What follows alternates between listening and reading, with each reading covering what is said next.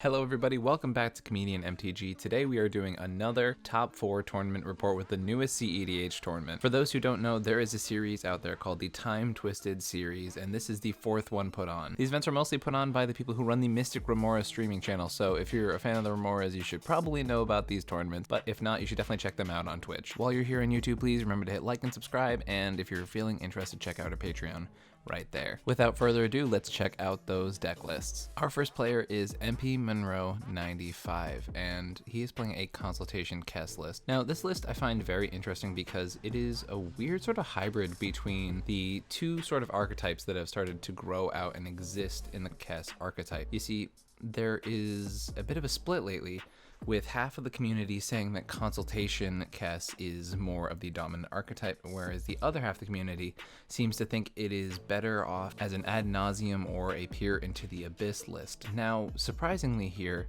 we have Underworld Breach, which is consistent through all of them, but there is peer into the abyss. There is ad nauseum in the list, but there is a significant lack of any sort of ritual effects to accelerate out an early win with ad nauseum. So, sort of a strange hybrid between the two strategies. There are the pieces of the Consultation classic variant, but there are also cards like Lion's Eye Diamond and Peer into the Abyss. So it's a very peculiar list because it really makes a median place between the two. Now, there's definitely an argument that this could be the way to take the deck into the future. It's just strange to see things like See the Truth and Lion's Eye Diamond in the same deck, like to try and force and grind that type of value, but still at the same time want to be focusing the deck more towards the explosive cards like Peer into the Abyss, Ad Nauseum, and Brain Freeze. Apart from that, it is a rather classic Kess list, just sort of a hybrid between the two available options right now. Now, another one of the top 4 was Killstars with Underworld, Farm, Sliver. This list has been worked on by Pongo and Killstars, but Killstars was the one who brought it to the top 4. You may recognize Killstars as he is one of the members of cEDH Brazil. Now, this is a really interesting list because traditional first sliver lists have just focused on getting out the food chain combo as effectively as possible and as quickly as possible. However, this list is playing things like Tinderwall to accelerate into an early dockside, and it's playing things like Culling the Weak, and it's playing things like Lion's Eye Diamond to combo with Underworld Breach. It's playing Wishclaw Talisman. So this is also a very interesting take on a traditional list. It has a lot of the first sliver pieces to it, right? It has all of the exile enablers, it has Squee, it has Eternal Scourge. Interestingly enough, it does not have Mist Hologriffin, so that's a unique point about this list specifically. One thing that I really like about this version of the list is that it gets to run Savine's Reclamation to combo with the Underworld Breach lines, but also gets to have it for Food Chain. Now, I find often that I've been in games with older versions of First Sliver that really had a hard time, apart from having a Noxious Revival, getting Food Chain back. So having Savine's in this deck for the Food Chain package is actually pretty interesting.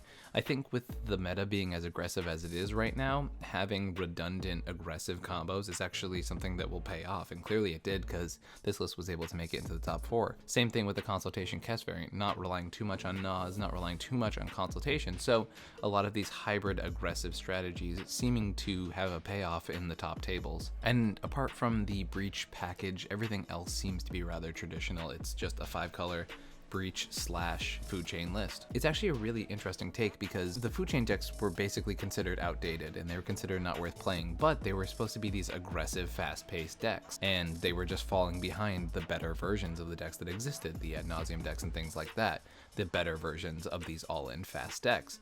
However, if you combined these multiple layered strategies on top of each other and still give yourself the option to win with something like a Thassa's Oracle and having these layered combos, it can apparently pay off pretty well. And I think it's just an interesting way to update a list that had been left behind by sort of the rest of the meta. Now, whether this is just an attempt to put more gas into an old list that should be left dead, or it's actually something that is gonna keep paying off and be like the new way to build First Sliver, that is yet to be determined. But it's really interesting, and I'm very excited to see if this new version of First Sliver will start to pick up steam, especially now that it has been popularized by this performance. Definitely interesting seeing a list like this running Orcish Lumberjack, Tinderwall, and Elvish Spirit Guide. So cool, unique way to build that First Sliver. Alright, our third player in the top 4 was Advocatus Diaboli, who is actually Spleenface from the Into the North podcast, going under an alias. This has actually been not the first time that someone has gone to the top pods under an alias, and it begs the question, is giving yourself a fake name for one of these tournaments giving you enough of an advantage that it's worth going through that process? Now, he is playing the Thrasios Vial Smasher list, which is not a combination that has seen a lot of play recently, just because it was always sort of built as Curious Control, and then people have had hard time updating it to be its own unique thing nowadays, and other partner combinations have been dominant. Now, I do think this is very interesting because Thrasios Vial has a combination of cards that are really, really good in the format. It has Dockside, it has very aggressive ad nauseum things, it has exposure to Underworld Breach, and it has one of the best outlets in the format in Thrasios. So definitely one of the decks that can both explode the most and also have a longer grindier game. I find this deck very interesting because it's quite creature light. The really only creature payoffs you have are Notion Thief and Thassa's Oracle, obviously Dockside as well, but the rest of it is extremely creature light. He is even running Neoform here, which is very interesting, which must basically be there exclusively to Neoform a dork into either a Dockside or a Thassa's Oracle, because there's not much use outside of that world.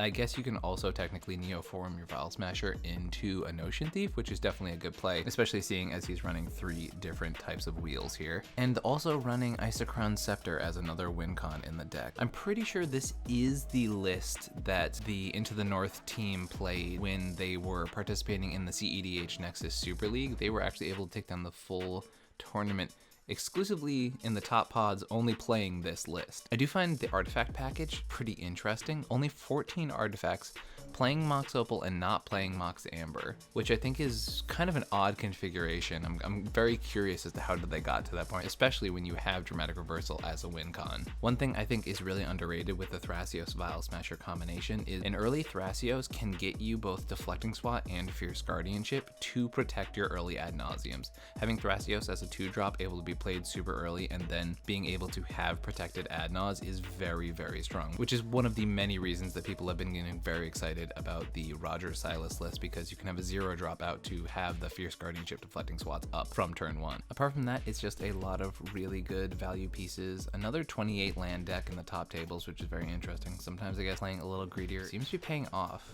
And finally, we have the list that took down the entire tournament, Play M, with an Evolution variant up at the top tables. It is a Thrasios Bruce Torro list. He is playing a nearly identical one to the database under the traditional Evolution list. It is like maybe 2 lands different from Alton 7's list that he has been brewing forever, and the one that inspired me to build Dawnwaker Thrasios. So very similar lists, the ones that anyone who's been following my content for a while will be really familiar with. Whereas my builds tend to focus on Zerda and infinite mana through monoliths, these ones have a much stronger reliance on Bomberman and Underworld Breach as the game-winning combos. Like, the majority of the deck is built around going off with Underworld Breach in this sort of 4-color pile. So as you can see, it's a little bit more built around getting things out early. As I said, there's the Auriok Salvagers combo. They have both Baron and Emil for Dockside combos, and actually Lord Drakus as well. This deck does want to be really proactive. It wants to get something down that will give it protection, and then basically land a breach and then go for the win from there. Playing the traditional wheels here, both Windfall and Wheel of Fortune. Now, the version of Evolution tends to step away from Timetwister because they are so focused on breach that any time that their graveyard would be shuffled back in, it would actually be pretty detrimental to them, so that version stays away from that. So the win cons in the deck are either through breach loops, Auriok Salvagers Bomberman combo, or through Dockside Extortionist combos. Apart from that, it's on like a pretty traditional grind plan. It has Seedborn Muse to accrue a bunch of value. This is a deck that Intuition really, really shines in. It's probably one of the best cards in the deck. It allows you to tutor one thing to your hand and then the rest in your graveyard, and basically ends up being a 1-card assembler for breach. Now, whereas the Oktoberfest tournament struck me as a tournament that gave a lot of heads up to decks that were off the radar, this tournament is sort of striking me in the exact opposite way. Now, to be clear, I also took a dive through the top 16, and there were much stranger lists in there. While there were some Nagilas, there were also things like Elsha and Yeva were made the top 16. So those definitely more peculiar lists were around the top 4, unable to clinch the final victory. But compared to the Oktoberfest, these are definitely not the same type of decks. 2 of the decks in the top 4 are Thrasios partner decks. Consultation Kess is sort of just a classic deck that is often around the top tables, but either just misses it by a spot or two or is able to get there. I remember back in the Marchesa tournament, Consult Kess had made it to the top 4 as well there. And the Underworld Farm Sliver deck is also just a very good list. It is something that is just piling some of the best win cons in the format on top of each other and just trying to jam out a win as quickly as possible. So it's very interesting to see such a different type of top 4 in this tournament compared to one that we had less than a month ago. One thing to note about this tournament, it is November 15th, and therefore the cards from Commander Legends were not legal. So if you were hoping to see some of those new partner pairs or anything like that, although they've been spoiled and we know the entire set right now, the tournament only contained cards that were in fact legal in Commander at this moment. And if you really paid attention to my breakdown, there is one thing that ties all of these lists together, and that's Underworld Breach. If we take a look at Play-M's Evolution variant, it is very clearly a Breach deck. If we take a look at Thrasios File Smasher, it is a very aggressive ad nauseum list, but has Breach as a featured part of its game plan. Looking over at Consultation Kess is one of the best lists to run Breach in because of the way that the commander synergizes with Breach and allows it to basically have much better Breach turns and already include graveyard synergy because of the way Kess work. And Underworld Farm Sliver, it's literally a first sliver list, a deck that had been kind of considered to be dead at the very competitive tables, now getting a boost because Underworld Breach packages are being included into it. So clearly Breach is doing something. Breach is clearly adding a lot of energy to these decks that maybe hadn't been as strong as they were before. Clearly a win condition to look out for. So that's our top 4. Very interesting tournament. I will include the Google Doc to link all of the deck lists from this tournament down below in the show notes. Now, if you like tournament reports like this, please check us out at patreon.com/ComedIanMTG and hit like and subscribe while you're here on YouTube. Thanks. Bye.